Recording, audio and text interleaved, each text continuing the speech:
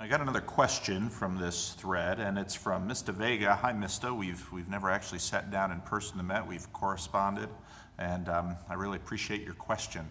You ask, if you declare with your mouth Jesus is Lord and believe with your heart that God has raised him from the dead. You said, I guess this scripture right here is sort of an obstacle for me. I don't understand what it means to believe from your heart that God raised him from the dead. If Jesus rose from the dead or not is God raised him from the dead. If Jesus rose from the dead or not is a propositional truth, like any other fact. And then you talk about what if you don't believe that this is true. And this is a really important point, and it's a really good point, because a lot of people very sanely say dead people don't rise. So if I don't believe Jesus rose from the dead, how can I be saved? I would back up for a minute, and we're going to come back to this and say, let's talk about what you mean by being saved and what you kind of fill that word with. If we look at this passage, one of the things we notice right away is that this is in the book of Romans, and it's in a section where Paul is talking about the question of Jews who don't believe that Jesus is the Messiah. They don't believe that Jesus rose from the dead, and they don't believe that the Messiah was a figure who needed to suffer. And Paul is wrestling with this in this section of the book of Romans. Often, however, when we jump into this text now, 2,000 years later, especially in the context of talking about Christianity and people deciding, do I want to be a Christian? Is Christianity true?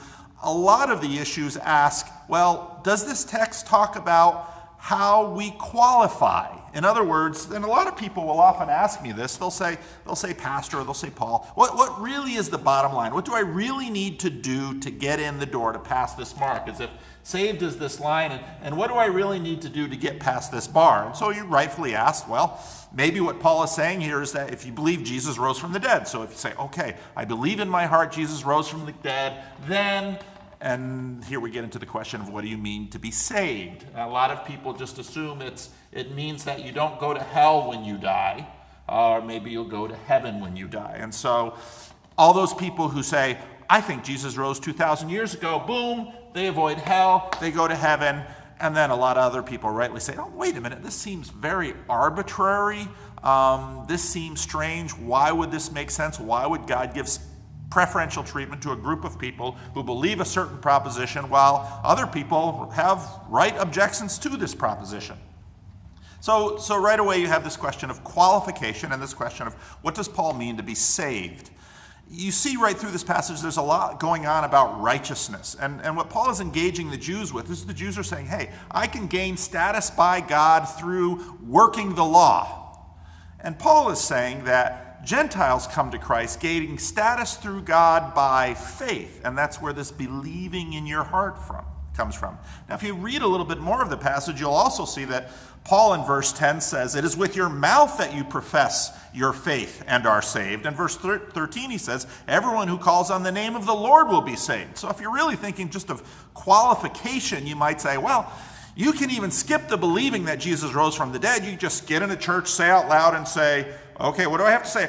I call on the name of the Lord and I'm saved. And then you're in.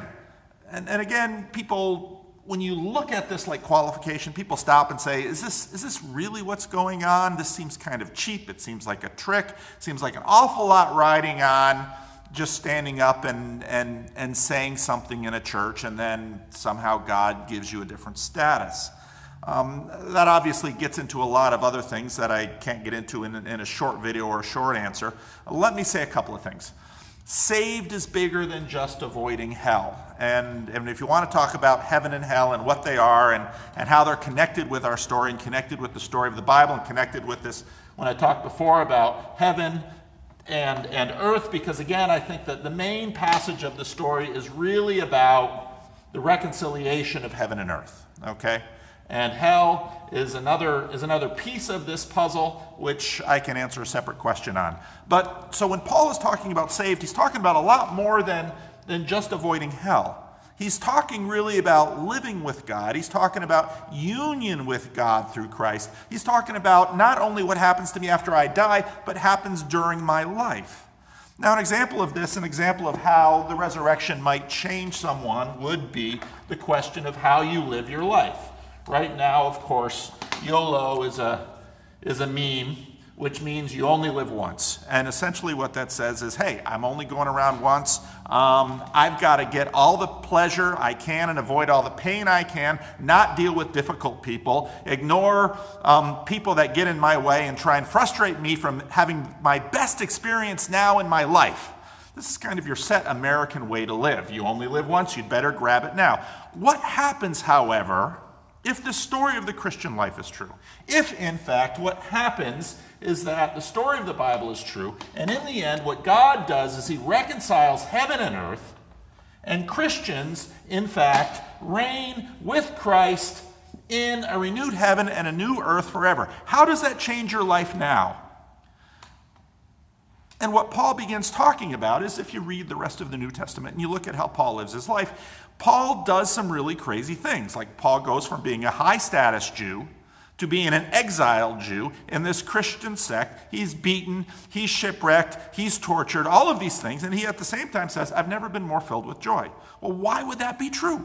Well, it's because of the resurrection, because he believes in his heart that the resurrection is true. And what that means is that he can pour his life out, just like Christ poured his life out on the cross for those who didn't believe him, for those who hated him, for those who were his enemies, and those who basically were miserable people.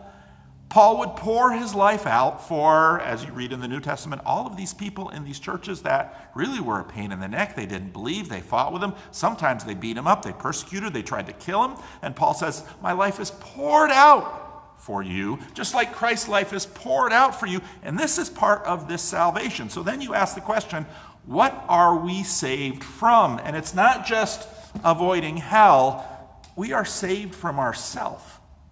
And when we start asking these questions, some of the pieces start to fit together about what is the Christian life and what is Paul saying about believing in our heart in the resurrection and professing publicly that I believe Jesus is Christ. So 7 minutes, that's quite a bit here, but that's a little bit into the question. And if you want to ask some follow-up questions, Mista, that'd be great. And again, maybe I'll just answer on Facebook. Maybe I'll do another video. But thanks for your question. I really appreciate it.